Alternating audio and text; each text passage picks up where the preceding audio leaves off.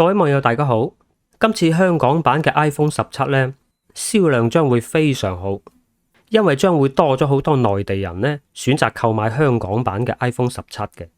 原因就係今次中國大陸版即係國行嘅 iPhone 17呢，佢唔係閹割咁簡單簡直就係殘廢版硬件同軟件嘅差別都非常大。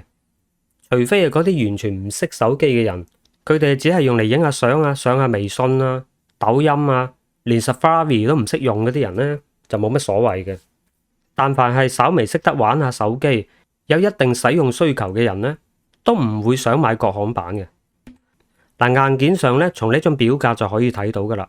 喺頻段方面呢，支援嘅頻段越多，佢嘅信號就會越好。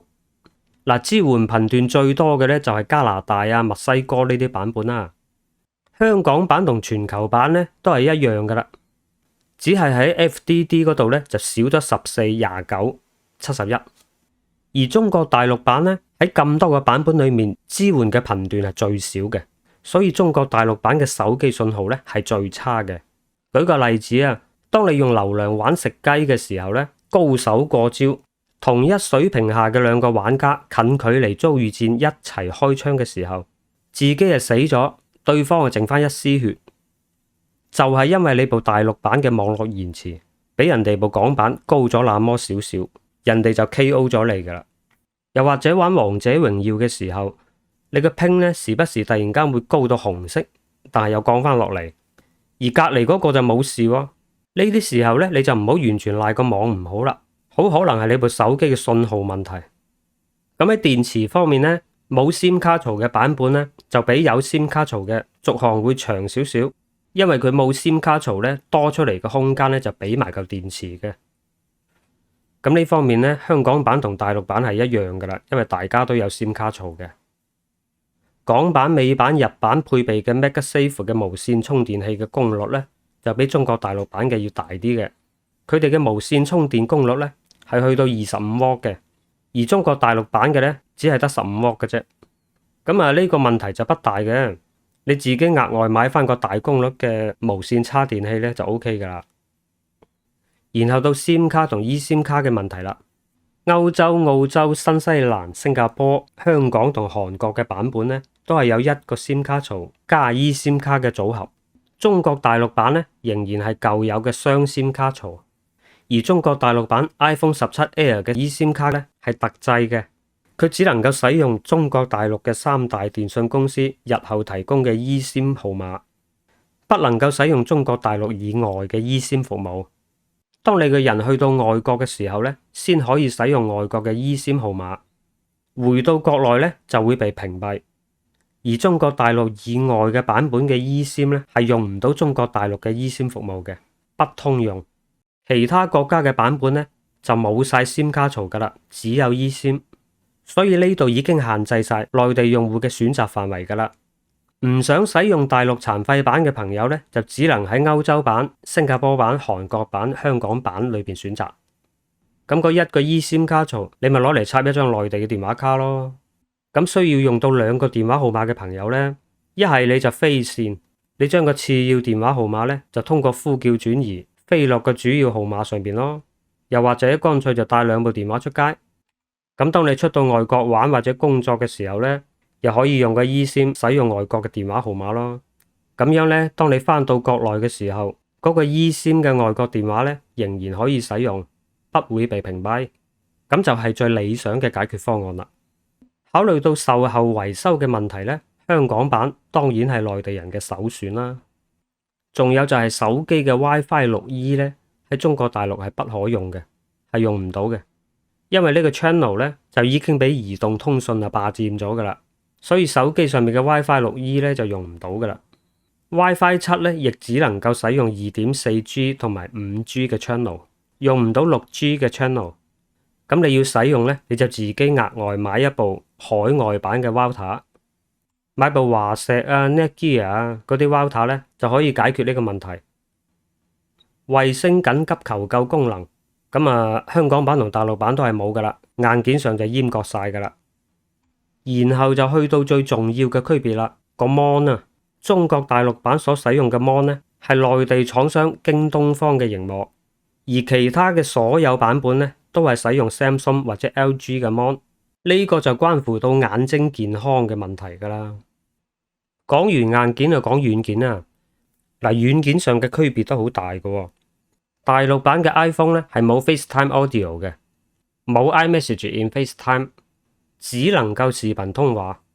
咁啊呢個就冇乜所謂嘅，國內啊好少人有使用 FaceTime 嘅習慣嘅，而且呢個功能咧有太多 Apps 可以代替啦。Apple Intelligence 嘅區別就大咯。香港版咧，你只要將個系統語言改成係美國英語，就可以使用 Apple AI 嘅一啲基礎功能嘅。咁啊，等到第日呢個 Apple AI 慢慢完善咧，香港版就可以使用越嚟越多嘅 Apple AI 功能噶啦。而中國大陸版咧就唔得嘅，完全唔同嘅。中國大陸版嘅 Apple Intelligence 咧，遲啲先會投入使用。雖然個名咧都係叫 Apple Intelligence， 但係佢個原材料就完全更換晒噶啦，會被更換成國內嘅 AI， 換成嗰啲咩百度 AI 模型啊、文心一言啊嗰啲啦。就好比龍蝦換成小龍蝦，拖羅就換成羅非刺身，食到你生蟲啊！仲有一個咧就係售後服務嘅區別啦。香港 iPhone 嘅售後服務方式咧係叫1年有限保養 Apple Limited Warranty， 自購買日起1年內，如果出現非人為損壞嘅品質問題，譬如話主板壞咗啊，或者無端端自己開唔到機啊，或者個 mon 自己出咗問題啊，蘋果係會提供免費嘅維修或者係更換嘅。咁蘋果通常嘅做法咧就係以換代收嘅，亦即係話直接更換一部不帶包裝嘅全新機俾你。而中國大陸嘅 iPhone 售後方式咧係叫3包政策，自購買日起7日內出現性能故障嘅話就包退包換，15日內出現性能故障仍然會更換部新機俾你，只係不可退貨啫。好啦，呢個1年內呢個區別就大啦。如果出現非人為嘅品質問題， Apple 只係會提供免費嘅維修，實在維修唔到先至會換部新機俾你。咁啊點解會出現呢個區別對待呢？咁啊好多唔知頭唔知路嘅朋友呢，就以為係蘋果歧視中國大陸嘅，其實唔係噶，有原因噶。喺10幾年前嘅時候呢，中國大陸地區呢同埋香港地區呢係一樣嘅。同樣係1年內以換代收嘅，都係直接俾部不帶包裝盒嘅全新機嚟嘅。但係國內有啲人呢，比如話嗰啲黃牛黨啊，佢哋就睇到呢個漏洞，用比較少嘅成本，將一部舊手機編造成保修期內嘅質量問題。咁啊，蘋果呢一開始就照換部新機俾佢啦。咁呢啲小聰明嘅商家呢，就將呢部啱啱換翻嚟嘅新機重新包裝，當全新機攞去賣，嚟到賺取呢個二手機同埋全新機嘅差價。仲有就係有部分嗰啲玩小聰明嘅普通用家呢，去到部手機就嚟過保嘅時候，特登整壞佢，然後去售後換嗰部新機嚟用。咁啊，時間一長咗呢，蘋果就慢慢睇到數據上有啲唔正常啦。同一個型號、同一間工廠出嚟嘅產品，點解中國大陸地區嘅手機故障率特別高嘅呢？而其他地區嘅故障率就咁低呢？好啦，咁蘋果咧就特別留意一下中國大陸地區嘅翻修手機，結果就發現咗呢個問題。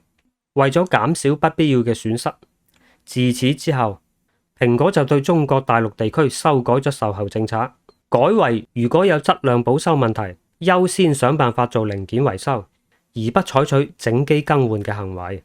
就算需要更換手機，序列號都會標記為官方換機嘅序列號，不再係全新未激活嘅序列號。你換到翻嚟都冇辦法當新機賣嘅，咁先至將呢個利用保修呃新機嘅漏洞咧封翻死。喺呢個漏洞未修復之前啊，嗰啲黃牛啊，甚至係一啲蘋果授權服務店嘅店長啊，都唔知利用呢個漏洞賺咗幾多錢噶啦。所以並不是蘋果歧視中國大陸地區做出特別對待，而係一小部分人嘅欺詐行為咧，迫使蘋果作出改變。啊，真係不得不佩服啊！中國人諗呢啲嘢咁鬼叻噶，有着數啊，扯到盡嘅。我自己係中國人，我都覺得收家，即係有啲似自己嘅仔走去裝人哋沖涼，俾人捉住咗嗰種感覺咁啊！嗱，以上內容咧就係香港版同中國大陸版嘅一啲比較大嘅不同之處啦。咁就唔好去埋怨蘋果公司啦，呢啲就唔關佢事嘅。蘋果想賺中國大陸錢咧，就要妥協呢啲修改要求噶啦。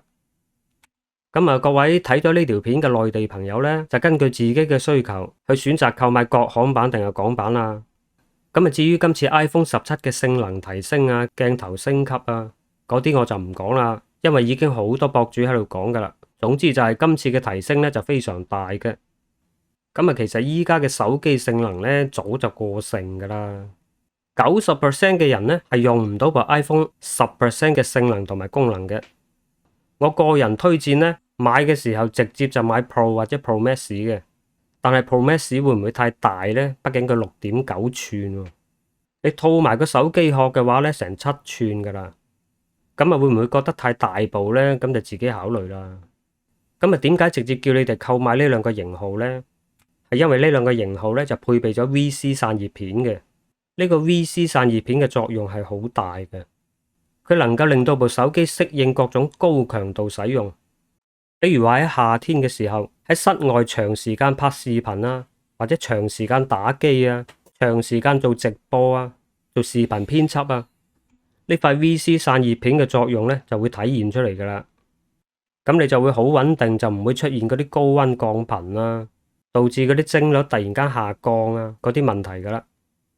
嗱 Air 就唔建議噶啦，佢嘅主機板咧就聚晒喺鏡頭嗰個位置嘅，就會頭重腳輕，同埋由於部手機太薄啊，變咗個鏡頭突出嘅比例咧就會好大啦。咁我覺得個手感就唔方好噶啦。如果你成日袋喺個牛仔褲袋入邊咧，用下用下佢就好容易會變形噶啦。我估計應該會有好多內地人選擇買港版嘅。咁如果佢哋係親身嚟香港買咧，咁啊更好添，順便帶動一下香港嘅消費。咁啊嚟到就唔止淨係買部手機噶啦，實會到處飲飲食食啊，或者買下其他嘢啊。OK，今日分享到呢度，多謝大家收睇，我哋下條片見啦，拜拜。